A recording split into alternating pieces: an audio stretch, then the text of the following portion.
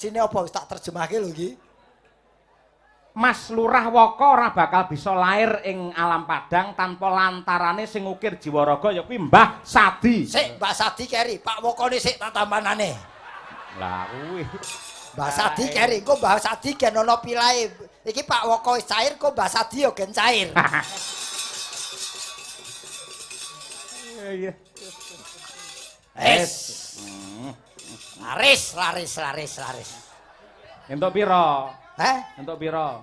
Nek kok takone entuke iki terus ke Lho kok saiki ya awake dhewe iki nyambut gawe bareng lho. Heeh.